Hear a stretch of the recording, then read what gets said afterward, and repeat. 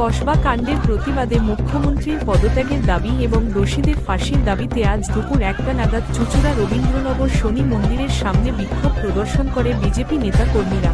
সেই সময় পুলিশের টানা হেচড়ায় আক্রান্ত এক বিজেপির মহিলা কর্মীকে চুঁচুড়া সদর হাসপাতালে ভর্তি করা হয়।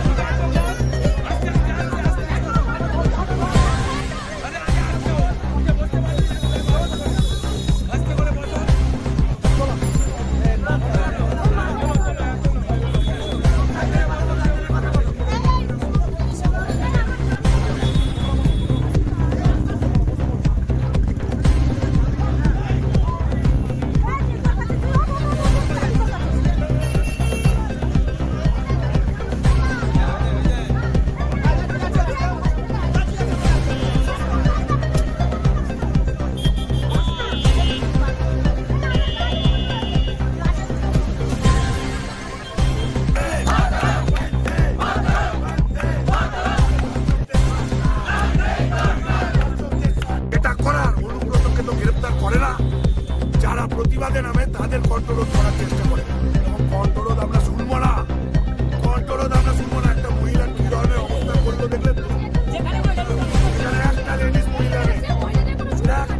মহিলা নেই, এখানে কি ধরনের ঘটনা ঘটালো দেখলেন তো?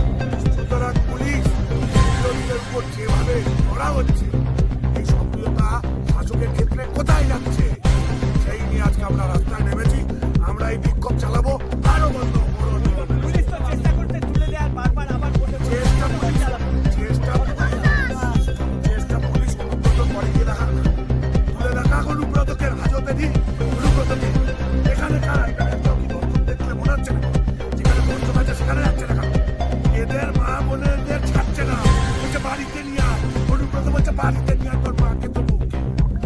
এইরকম পর্যায়ে চলে গেছে, তারপরেও এরা নতজানু হয়ে এখানে আমাদের উপর রোজ জাহির করছে।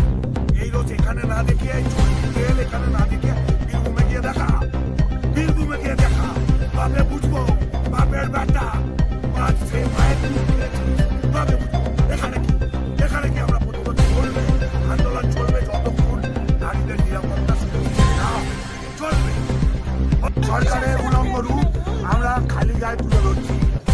পশ্চিমবাংলা সরকার যে হারে নারীদের উপর নির্যাতন এবং ধর্ষণ চালাচ্ছে, তাদের নেতৃত্বে, মমতা বেগমের নেতৃত্বে এই সব কাণ্ড কারখানা হচ্ছে।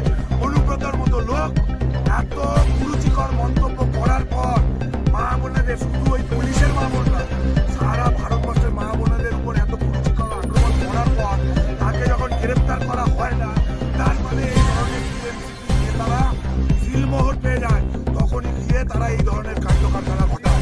সুতরাং এই উলঙ্গ সরকারের বিরুদ্ধে উলঙ্গভাবে আমরা প্রতিবাদ জানাচ্ছি। এর আগে দেখা